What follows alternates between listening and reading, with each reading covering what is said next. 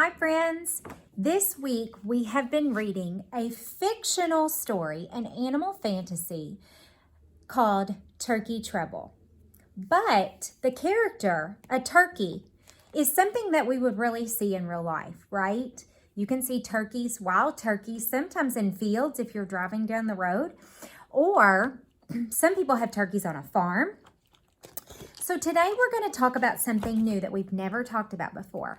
We're going to talk about schema. I want you guys to say that with me. Ready? Schema. So let's think. What do we use when we think? We use our brain, and our brain is like a file cabinet. Remember that file cabinet that's over by my desk where I have all my papers of things that we're going to do? Your brain is like a file cabinet, and everything that you remember is put in a folder inside of your brain. Everything that you know is right up here, and you guys know lots of stuff. So today we're going to work on schema, and it says what I know. Check out that folder. Now, she has a thought bubble, and up top, remember, this is the thinking bubble. This is what she's thinking about. She is reading a book about plants, and she knows that plants come from seeds, that they need sunshine. She knows that they look like this when they grow. They need soil to live in, and she knows that they need water. Schema is everything that you already know about something. So I want you guys to think about turkeys. I'm going to show you a picture of a real turkey. There's a picture of a real turkey, Sam. And I want you to think about something that you already know about real turkeys. I know that turkeys have feathers. So today we are going to write something that's already in our schema, something we already know about turkeys. And then we're going to learn something new. So my schema, something that I already know about turkeys, I just said, is turkeys have feathers. So that's what I'm going to draw and I'm going to write. So my illustration would need to include a turkey with feathers on him. So I'm going to not do that. I want you guys to do that on yours, whatever you already know. If you know something else about turkeys, that's what you can write. But I am also going to write my sentence. Turkeys have feathers, and I'm going to use my very best guess spelling. Now remember, up top it has our title, and this word says turkey. So I know how to spell that, and that is okay to spell it correctly if we have a model in front of us. So I'm going to write the word turkey. And I'm starting with a capital because it's the beginning of my sentence. T-U-R-K-E-Y.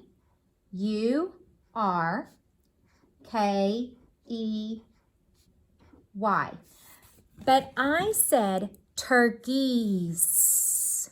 So I have to add a sound at the end. What's that sound? S. Very good. Turkeys. Now I'm going to go to my next word. I want to say turkeys have. So I'm going to use my finger space, and I'm going to write the word have. So let's sound that out. H, A, have, V. Awesome job sounding that out with me. Turkeys have feathers. So I'm going to write that word. So I have a finger space. And I'm going to write feathers. F, E, F. Remember that root sound? I said when two letters get together, they're root. They stick out their tongue and they say F. T and H. Very good.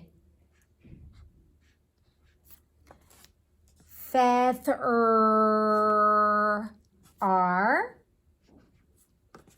Feathers, S. Awesome. Turkeys have feathers. Now that's the end of my sentence. Do you remember what goes there? A period. Remember, a period is a dot that sits on the bottom line. So up in the top, I'm going to illustrate a turkey with feathers. Now, at the bottom, it says, what new information can you add to your schema? So we need to learn some new things about turkeys. In your packet, there is a link to a YouTube video that talks about turkeys. But I am also going to read a story. Actually, it's an informational book, not a story. An informational book about turkeys. So this has real information about real turkeys. It's not like our story, our fictional story, Turkey Treble. If you would like to use the YouTube video to learn about turkeys, you can pause this one and have your grown-up help you with the link that we sent, or you can keep on watching and listen to my book about turkeys. Let's learn about turkeys. This here is a table of contents. A lot of informational books have table of contents, so it tells what we can find in the book and what page is it on. So it says, what are they? It's on page 1. What do they look like? Is on page 3. What do they sound like? It's on page 5. What do they eat? Is on page 6.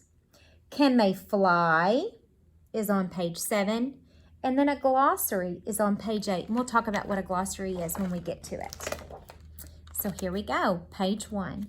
What are they? Did you know that turkey is one of the most popular birds in North America? Many people eat turkey for the holidays, like Thanksgiving and Christmas. Do you eat turkey on Thanksgiving or Christmas? I do. Turkeys are oviparous. Female turkeys, called hens, lay a clutch of 4 to 18 eggs in a nest on the ground. So a group of eggs is called a clutch. These are turkey eggs in a nest. It takes 1 month for the baby turkeys to hatch. Baby turkeys are called poults, and that's what one looks like. Okay, chapter 3 or page 3, what do they look like? Turkeys are covered with brown or black feathers that help them to camouflage. So it helps them to keep dangerous animals from finding them. And remember, that was something that was in my schema. I knew that turkeys had feathers. When turkeys get excited or distressed, which means worried, the skin on their head and neck changes from red to shades of white and blue. Now that is something I did not know. That is new information for me. Turkeys have red skin over their forehead and beak, and this is called a snood. So if you look right here where it's pointing to this, that's his snood. Turkeys have a wattle that hangs below their chin. What do they sound like? Male turkeys, that means the boy turkeys, are called toms. Turkeys make a clicking sound to communicate with each other. Male turkeys gobble. What do they eat? Here it says turkeys live in groups called flocks. So this is their group together. You live in a group called your family. Turkeys live in groups called flocks. Turkeys are omnivores. Farm turkeys eat seeds, grain, and bugs. Wild turkeys will also eat fruit and small frogs or salamanders. Can they fly? Turkeys have wings. Wild turkeys can fly short distances at speeds up to 55 miles per hour. That's as fast as your mama probably drives in the car. Farm turkeys are raised for their meat, and they're too heavy to fly. And here is our glossary. A glossary has important words and tells what they mean. So if you heard a word in this story that you didn't know what it meant, right here is a glossary that it might be in, and we can read about it. So it says oviparous. is an animal that hatches from an egg. A clutch. A clutch is a group of eggs. Poult is a baby turkey. Omnivore is an animal that eats plants and meat. So I want you to think about something that you learned in our informational book about turkeys. And you are going to draw and write something that you've learned. Now remember, we're using our very best guess spelling and writing those sounds that we hear. Work hard today, guys.